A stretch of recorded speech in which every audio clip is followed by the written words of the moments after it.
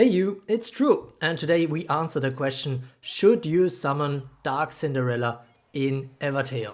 Skip her only if you don't have enough soulstones saved for the 30k lucky fountain, or if you are already about to go below 28k while trying to get her. If she wouldn't be your first SSR, she is also not worth losing out on any fountains.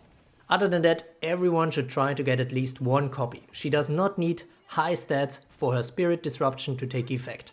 Hold ground plus and armor gives decent survivability at lower power too, and berserker form can be nasty. It's even better at high power though, and so I recommend full awakening for every whale and also for every F2P who has a sufficient amount of soulstones saved, which isn't reserved for another top tier character. Dark Cinderella can work with any team composition. Burn, poison, stun, sleep, you name it. And she should have good longevity in the meta as she works well from reinforcements too. There's one caveat to this recommendation, a bug that needs to be fixed by Sixer. More on that in the pros and cons section. If that bug is fixed, I also agree with the tier prediction poll on my channel where an unbelievable 79% think that she is going to SSS tier, the very top tier in my tier list. Only 2% of over 400 voters assume that DCindy will only make it to S tier or lower. So what makes her so good? First up, her Spirit Crash and Steal just wreak havoc on enemy spirit. She constantly steals spirit with all her attacks, no further condition. And the Spirit Crash can put enemy spirit from 10 to 0, no questions asked, while also life flipping if needed and resetting her hold ground plus. That's already the next plus, literally, as her endurance is very good due to limitless hold ground plus resets that are only time locked plus potential endures from her instant skill.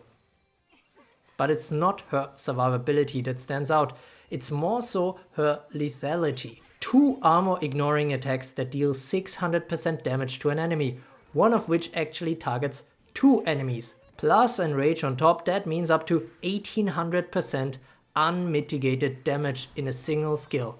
And if she's in berserker form, all of her attack skills ignore survival passives on enemies. Dark Cinderella is the very first unit that can take out 2 units with hold ground plus still active at once. And if you're generous, you can make that 3, because the way her Berserker's Requiem is set up means that she could start the turn with 10 spirit and Berserker form, kill an enemy, for example through Savage Storm or Shatter Blast, immediately unlock the Berserker form again and possibly also have the turn again instantly, taking out 2 more with a Demolition Raid. The attack stacking that she can pull off if the RNG coin flip hits is truly staggering. For example, Shatter Blast plus Savage Storm plus Demolition Raid is possible within just 2 time units. Okay, I'll cool it with the pluses now, and it's good timing as we are getting into her weaknesses. The new Cindy is comparatively slow, so it might take her a bit to get the first turn. Hopefully at this point she does not sleep already, because that's her only glaring weakness.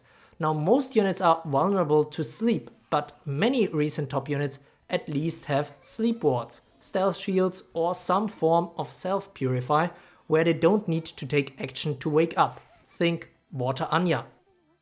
Now as for the bug I mentioned earlier, I have seen video evidence on my Discord server that she dies to Mega Poison or Burn sometimes, despite her hold ground plus still being active.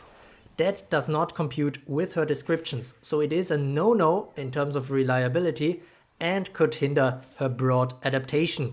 I am optimistic though that this bug will be fixed by Sixer, as it's not even a nerf like the Cleopatra fix was. That being said, in certain situations she may only have Endure or no Spirit Crash available. Then she's somewhat weak to normal poison and burn too. Correctly so. In any case though, with her Berserker form, Dark Cinderella can call herself the DPS with the highest lethal potential in Evertale to date.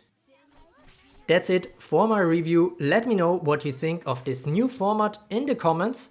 Don't forget to like and subscribe to become a true carrot. And as always, thanks for watching.